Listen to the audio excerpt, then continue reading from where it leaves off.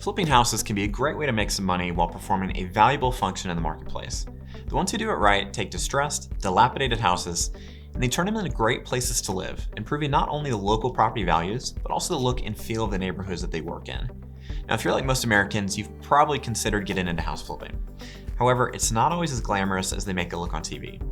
Many people actually lose money on their first deal simply because they didn't take all of the variables into account when running their numbers. Today, we're going to break down the 4 key things to keep in mind when analyzing a potential flip project. First, you need an accurate estimate of ARV, or after repair value. Many first-time flippers make the mistake of assuming they'll be able to sell the finished product for more than what is actually realistic. Make sure to work closely with your agent to go over the comps. Make sure the project would still make sense even when using a conservative estimate of the final sales price. Next, we subtract the expected cost to renovate the property. Another common mistake I see with new investors is not taking the time to actually get a quote from a contractor for all of the necessary items that need to be addressed. And remember, whatever number the contractor tells you, add at least 10% as a contingency reserve, because the budget will almost always grow based on unforeseen circumstances. Next, we subtract commissions and closing costs. Keep in mind that you'll be paying some closing costs when you purchase the property, and then another set of closing costs when you sell.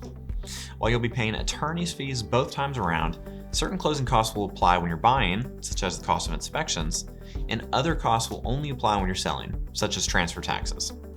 Last but not least, we need to subtract the estimated holding costs. Now, this is one category that many people forget to account for. Your holding costs include things such as taxes, insurance, utilities, and interest, and will increase the longer you hold onto the property. You may think you'll be able to get in and out in 30 days, but I've found that flip projects typically take longer than most people realize.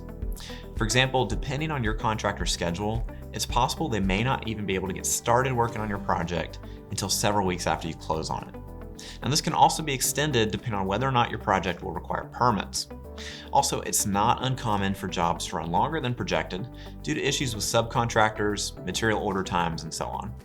It's also possible that once the renovation is completed, our contract with the first buyer may fall through due to one reason or another, and then we'll need to put the home back on the market to find another buyer.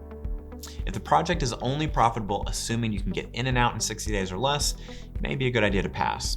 It's always better to plug in a conservative estimate for holding costs. That way you're prepared in case things take longer than expected and you don't end up losing money. If you have any questions at all about real estate investing, or if you're ready to jump in and buy your first deal, then call or email us today and we'll connect you with one of our top agents. Thanks so much for tuning in, and we'll see you next week.